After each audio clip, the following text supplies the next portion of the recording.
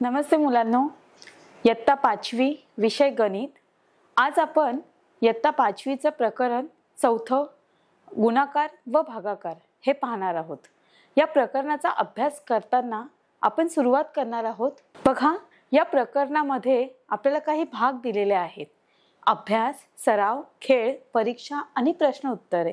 तर आपल्याला एक एक स्टेप वाईज म्हणजे अभ्यास आधी करायचा आहे। तर आपण अभ्यासाला सुरुवात करणार आहोत। बघा मुलांनो, आपण प्रस्तावना पाहणार आहोत या पाठाची।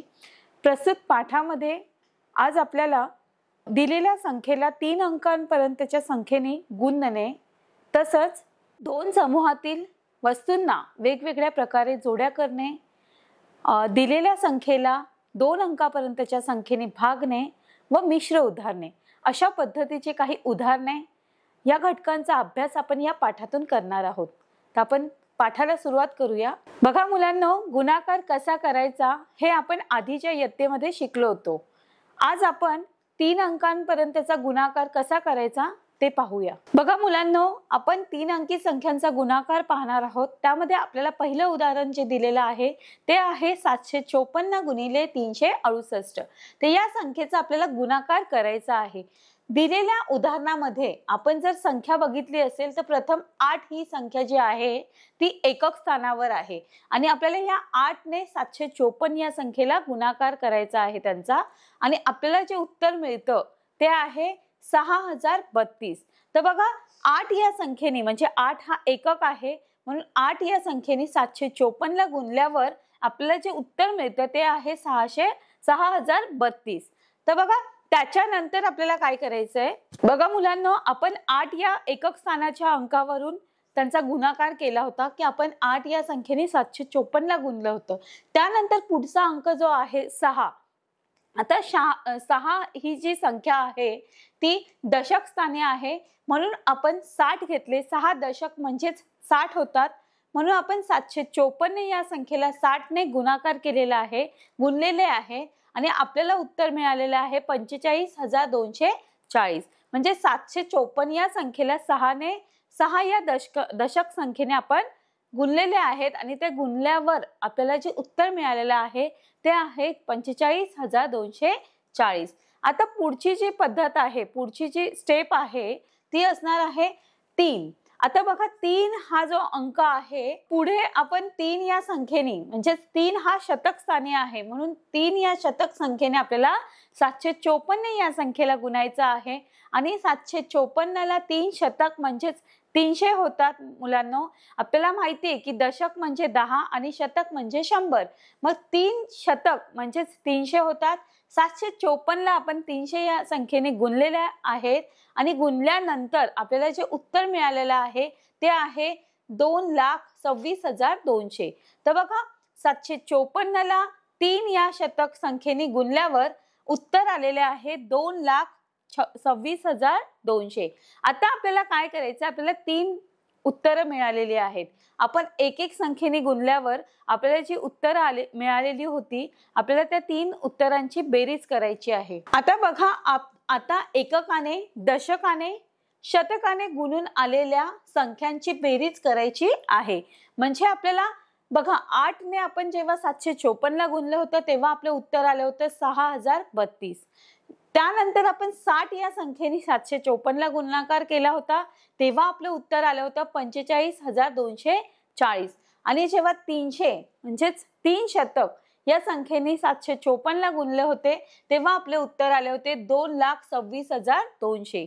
तर बघा, या 3 संख्यांची जेव्हा आपण बेरीज करतो तेव्हा आपलं जे उत्तर येतं ते आहे 2,77,472। बघा, आपण जी पद्धत वापरली होती, आधी जी पद्धत केलेली आहे त्यामध्ये आपण एक एक संख्येने गुणाकार केलेला होता। आता आपण इथे बघा, 754 गुणिले 368 अशा पद्धतीचा गुणाकार दिलेला आहे की जेव्हा आपण 8 या संख्येने या 754 ला गुणतो तेव्हा आपलं उत्तर येतं 6032। त्यानंतर 6 या संख्येने आपण या 3 संख्येला जर गुणाकार केला तर आपलं उत्तर येतं 45,240। त्यानंतर 3 या संख्येने आपण 754 ला गुणाकार केलेला आहे. त्याचं उत्तर आलेलं आहे 2,26,200 आणि ह्या तिघांची आपण इथे बेरीज केलेली आहे आणि त्या बेरीज केल्यानंतर तुम्हाला दिसतंय की आपल्याला शेवटचं जे उत्तर आलेलं आहे म्हणजे 754 या संख्येला 368 संख्येने गुणल्यावर गुणाकार येतो 2,77,472. तर अशा पद्धतीचं हे उदाहरण आपण बघितलेलं आहे. आपण पुढचं उदाहरण पाहणार आहोत. बघा पुढचं जे 2 नंबरचं उदाहरण आहे मुलांनो ते असे आहे की 3,429 गुणिले 507. बघा इथे 4 अंकी संख्या आहे आणि इथे 3 अंकी संख्या आहे. तर यांचा गुणाकार किती येतो हे आपल्याला काढायचं आहे. तर बघा या उदाहरणामध्ये 3,429 हा गुण्य आहे. गुण्य म्हणजेच काय की त्याला आपल्याला गुणायचं आहे म्हणून तो गुण्य आहे आणि 507 हा गुणक आहे. आपल्याला कशाने गुणायचं आहे, आपल्याला कोणाला गुणायचं आहे तर 3,429 म्हणजेच तो गुण्य आहे आणि 507 या संख्येने त्याला गुणायचं आहे म्हणून तो झाला गुणक. तर बघा म्हणून गुणक संख्येने गुण्य संख्येला गुणायचे आहे. तर या संख्येने या संख्येला गुणायचं आहे. बघा मुलांनो जसं आपण मागे बघितलं की एक एक संख्येने गुणून घ्यायचंय एका संख्येने म्हणजे एकक स्थानच्या, दशक स्थानच्या आणि शतक स्थानच्या अशा संख्येने जर गुणाकार केला तर तो सोप्या पद्धतीने आपल्याला कळतो आणि आपल्याला उत्तर लवकर मिळते. म्हणून आपण हे जे उदाहरण आहे तेही अशाच पद्धतीने सोडवणार आहोत. प्रथम एकक स्थानावरचा जो अंक आहे म्हणजे एकक स्थानावर असलेल्या 7 या संख्येने आपण 3,429 या संख्येला काय करायचंय गुणूया. बघा इथे एकक स्थानी आपल्याला 7 दिसतो आहे म्हणून आपण 3,429 या संख्येला 7 या संख्येने गुणलेले आहे आणि आपल्याला जे उत्तर मिळालेलं आहे ते आहे 24,003. बघा एकक स्थानावर असलेले गुणक संख्या 7 ने 3,429 ला गुणल्यावर 24,003 ही संख्या मिळते. म्हणजे आपलं जे उत्तर आलेलं आहे पहिलं ते आहे 24,003. त्यानंतर आपल्याला काय करायचंय पुढची स्टेप तर बघा मुलांनो आता दशक स्थानचा जो अंक आहे तो जर विचारात घेतला आपण तर तिथे आपल्याला 0 दिसतो आहे.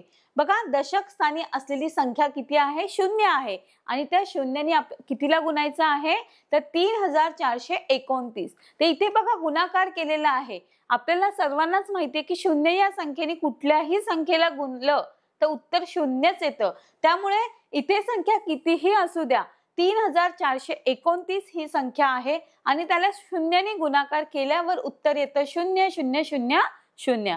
म्हणजेच दशक स्थानी असलेल्या 0ने 3,429 या संख्येला गुणल्यावर 0,0,0,0 मिळते. म्हणजे आलेला जो गुणाकार आहे तो 0 असणार आहे. आता आपल्याला पुढे काय करायचे की शतक स्थानी असलेली संख्या म्हणजेच 5. बघा 5 शतक या संख्येने 3,429 या संख्येला गुणायचं आहे. बघा मुलांनो आता आपण शतक स्थानचा विचार केला 5 या संख्येचा विचार केला तर शतक स्थानी असलेली जी संख्या आहे 5 त्याने आपल्याला 3,429 या संख्येला गुणायचे आहे. 5 शतक म्हणजेच 500 होतात मुलांनो म्हणून 3,429 गुणिले 500. तर बघा आपल्याला जे उत्तर आलेलं आहे ते आहे 17,14,500. या दोघांचा गुणाकार केल्यानंतर जो गुणाकार उत्तर येतं ते आहे 17,14,500. तर शतक स्थानी असलेली संख्या 5 ने 3,429 या संख्येला गुणल्यावर आलेलं उत्तर जे आहे म्हणजे जी संख्या आपल्याला मिळते ती आहे 17,14,500. आता आपल्याला जसं 3 उत्तरं मिळालेली आहेत. जसं आपण आधीच्या उदाहरणामध्ये बघितलं मुलांना की आपल्याला 3 संख्यांची काय करायची आहे बेरीज करायची. जी 3 उत्तरं आपल्याला मिळालेली आहेत म्हणजेच बघा आता बघा जसं मी सांगितलं की आपल्याला आता एककाने मिळालेली संख्या दशकाने गुणल्यावर जे उत्तर मिळालेलं आहे आणि शतकाने मिळालेले जे उत्तर आहे म्हणजे जी संख्या आहे त्या 3 संख्यांची आपल्याला काय करायची आहे बेरीज करून घ्यायची आहे. बघा मुलांनो इथे आपल्याला रीतसर दिलेला आहे की कशा पद्धतीने आपण हे गणित सोडवलेलं आहे. बघा 3,429 गुणिले 507 यांचा गुणाकार आपण आधी 7 या संख्येने 7 या एककाने जर गुणले होते तर आपले उत्तर काय आले होते 24,003. 7 या एककाने गुणल्यावर आपल्याला जे उत्तर मिळालं होतं ते होतं 24,003. त्यानंतर 0 या दशकाने आपण जेव्हा गुणले होते तेव्हा आपला गुणाकार आला होता 000. म्हणजे किती शून्य आहेत? 5 शून्य. त्यानंतर आपण 5 या शतकाने गुणाकार केला होता. 5 या शतकाने गुणले होते आणि त्याचं उत्तर आपल्याला मिळालेलं होतं 17,14,500. या तीन संख्यांची जेव्हा आपण बेरीज करतो, बघा इथे बेरीज केलेली आहे आणि ते उत्तर जे आपल्याला मिळालेलं आहे ते आहे 17,38,503. 17,38,503 हे उत्तर आपल्याला मिळालेलं आहे. म्हणजेच यांचा जो गुणाकार आपण केलेला आहे ते उत्तर, त्यांचा जो गुणाकार आलेला आहे तो 17,38,503 आहे. बघा 24,003 अधिक 000 अधिक 17,14,500 यांची आपण बेरीज केली तर ती बेरीज काय मिळते आपल्याला? 17,38,503 येते. तुम्ही करून बघा हवं तर की आपण ही जी बेरीज आहे ती केल्यानंतर आपल्याला जे उत्तर मिळतं ते हे आहे, ही संख्या आहे. म्हणून 3,429 ला 507 ने गुणल्यावर गुणाकार काय येतो? 17,38,503 हाच येईल. तुम्ही हे उदाहरण वहीत सोडवून बघू शकता मुलांनो की कशा पद्धतीने आपलं उत्तर अगदी बरोबर आलेलं आहे. बघा मुलांनो, तिसऱ्या क्रमांकाचं जे उदाहरण आपल्याला सोडवायचं आहे ते आपल्याला स्क्रीनवर दिसत आहे की शाब्दिक प्रकारचं हे उदाहरण आहे. शाब्दिक पद्धतीने उदाहरणाची स्वरूप दिसते आहे की आपल्याला ते उदाहरण वाचून आपल्याला ते सोडवायचा प्रयत्न करायचा आहे. बघा दुकानदाराने, तिसऱ्या क्रमांकाचं जे उदाहरण आहे ते आहे दुकानदाराने 25,634 रुपयास एक याप्रमाणे 78 टीव्ही सेट्स खरेदी केले.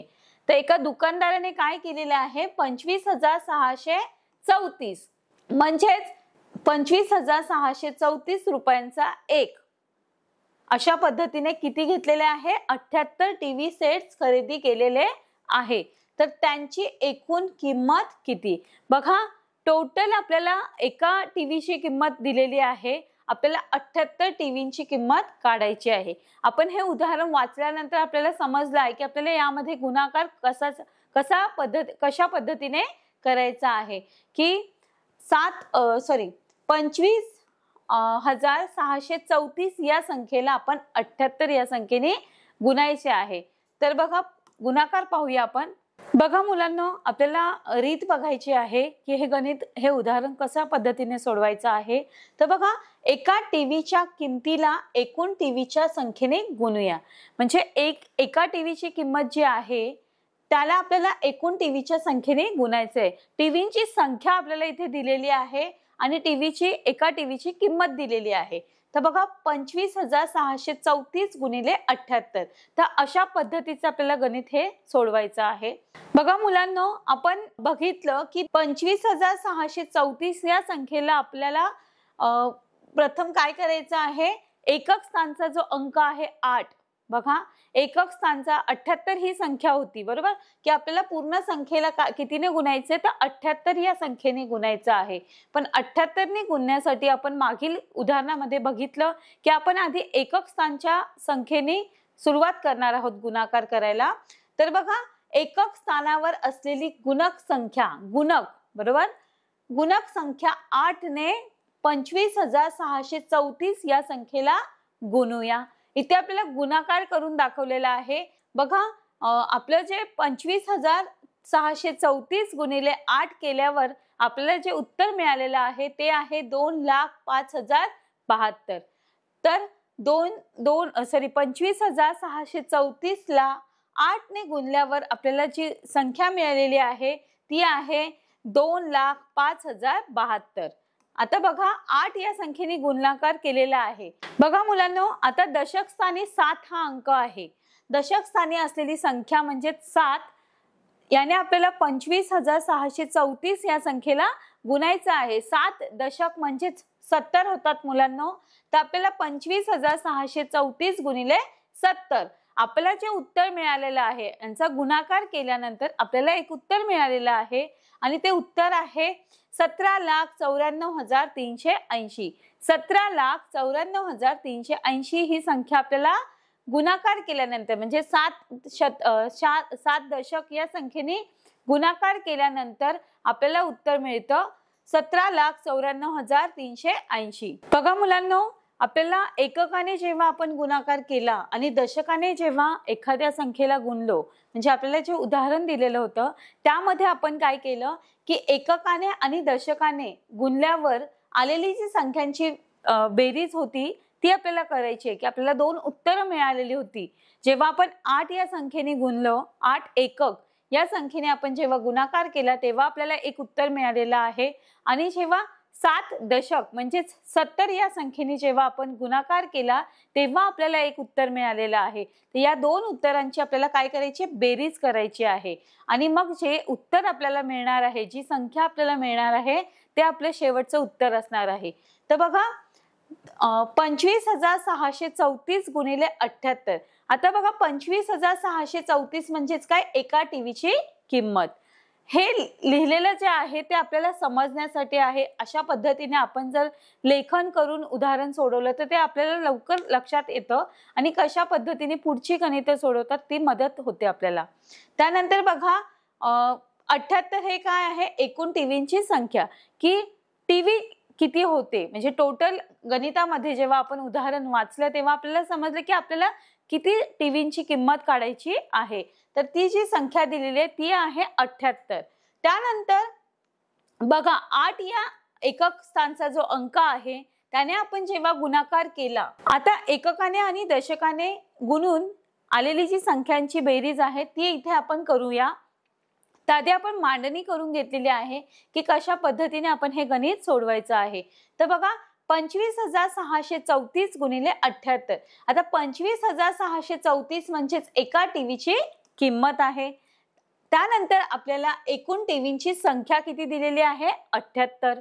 आपल्याला 78 नी या संख्येला गुणायचं होतं, म्हणून आधी आपण काय केलं, 8 या एकक स्थानचा जो अंक आहे त्याने पूर्ण संख्येला गुणून घेतलेला आहे, यांचा गुणाकार केलेला आहे आणि आपल्याला जे उत्तर मिळालेलं आहे ते आहे 2,05,072. त्यानंतर आपण 7 दशक, बघा 2 अंकी संख्या आहे म्हणजेच एकक आणि दशक, तर 7 दशक या संख्येने आपण काय केलेलं आहे, या पूर्ण संख्येला गुणलेले आहे आणि ते जे उत्तर आपल्याला मिळालेले आहे ते आहे 17,94,380. आता आपण काय केलेले, ह्या दोघांची बेरीज केलेली आहे आणि बेरीज केल्यानंतर आपल्याला जे उत्तर मिळालेलं आहे ते आहे 19,99,452. तर बघा 78 या संख्येने गुणल्यावर ह्या पूर्ण संख्येला जे गुणाकार केल्यानंतर तुम्हाला जे शेवटी उत्तर मिळतं ते आहे 19,99,452.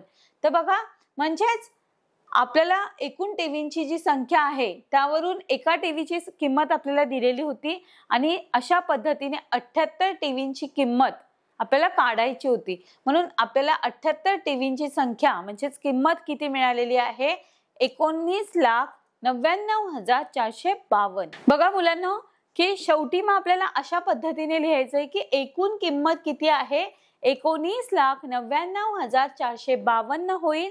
तर 78 टीव्ही सेट्सची किंमत एकूण किती आहे, 19,99,452 अशी असणार आहे, अशी आपल्याला संख्या मिळते. अशा पद्धतीचे हे उदाहरण आपण सोडवलेलं आहे.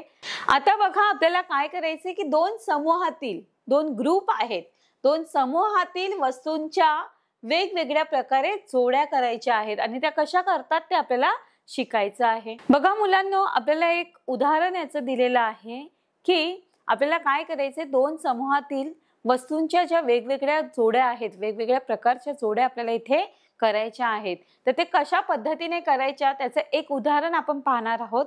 तर पहिलं उदाहरण आपल्याला दिलेलं आहे, अजयला प्रवासाला जाण्यासाठी कमीत कमी सामान न्यायचे आहे. अजयला प्रवासासाठी जायचे आहे आणि त्याला काय करायचे की तिथे जाण्यासाठी त्याला कमीत कमी सामान न्यायचे आहे.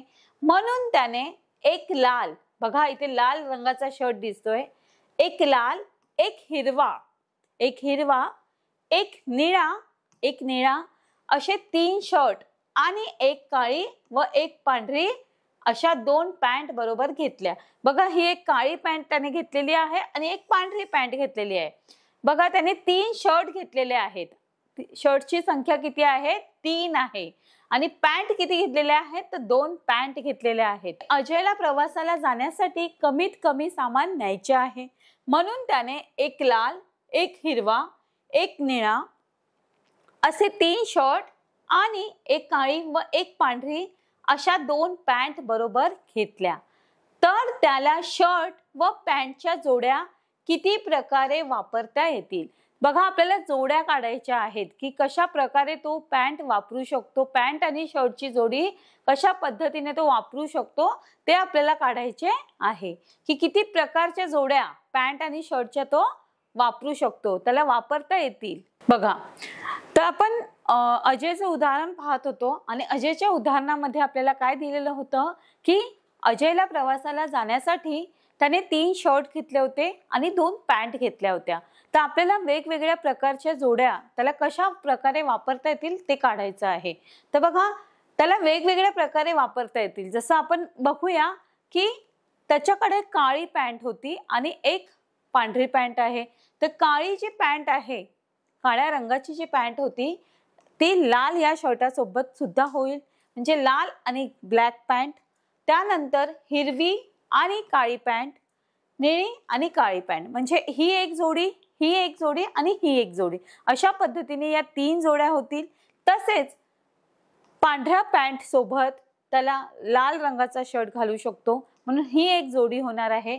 त्यानंतर हिरवा रंगाचा शर्ट आणि पांढरी पॅन्ट दुसरी जोडी, निळ्या रंगाचा शर्ट आणि पांढरी पॅन्ट अशी तिसरी जोडी, म्हणजे ह्या 3 आणि ह्या 3 अशा एकूण 6 जोड्या त्याला वापरता येणार आहेत।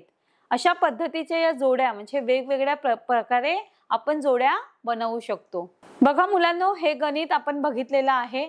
आता याच्या पुढे आपल्याला बघायचं आहे। बघा अजयचं उदाहरण आपण पाहिलेलं होतं, आता आपल्याला अशाच पद्धतीचं दुसरं उदाहरण आपल्याला पाहायचं आहे।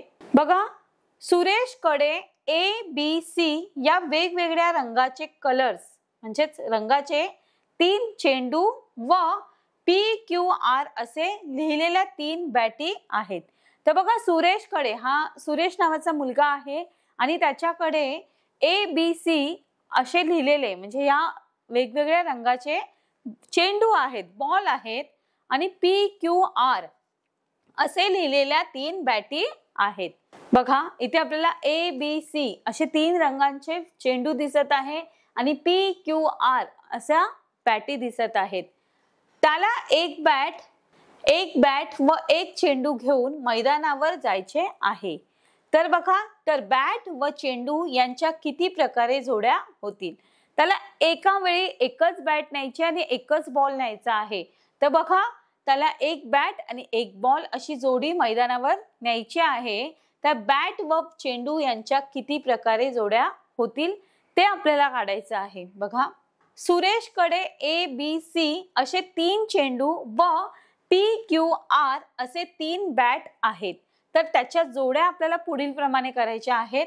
बघा मुलांनो इथे आपल्याला दिसतंय की A रंगाचा जो बॉल आहे, A रंगाचा बॉल आणि P रंगाची बॅट म्हणजेच P लिहिलेली जी बॅट आहे त्यांची एक जोडी केलेली आहे।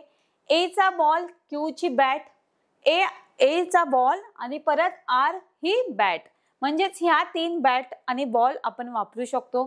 त्यानंतर B रंगाचा जो बॉल आहे तो आणि परत P ची बॅट, B रंगाचा बॉल पुन्हा आणि Q ची बॅट, परत B रंगाचा बॉल आणि R ची बॅट, म्हणजे ह्या 3 बॅट आणि हे 3 बॉल अशी एक जोडी आपण करू शकतो। त्यानंतर B चा बॉल घेऊन आपण ही एक जोडी करू शकतो, ज्यामध्ये 3 पद्धतीने तो मैदानावर खेळायला जाऊ शकतो। त्यानंतर C चा बॉल आणि P ची बॅट, C चा बॉल, Q ची बॅट आणि C चा बॉल, R ची बॅट, अशा पद्धतीने ABC म्हणजेच 3, 3 आणि 3 या वेगवेगळ्या जोड्या तो करू शकतो। म्हणजेच A ball, P bat, A ball, Q bat, A ball, R bat, म्हणजेच अशा पद्धतीने टोटल किती जोड्या झालेल्या आहेत? 9 जोड्या आपण बनवलेल्या आहेत। म्हणजेच तो खेळायला जाताना 9 प्रकारे 9 जोड्या घेऊन खेळायला जाऊ शकतो.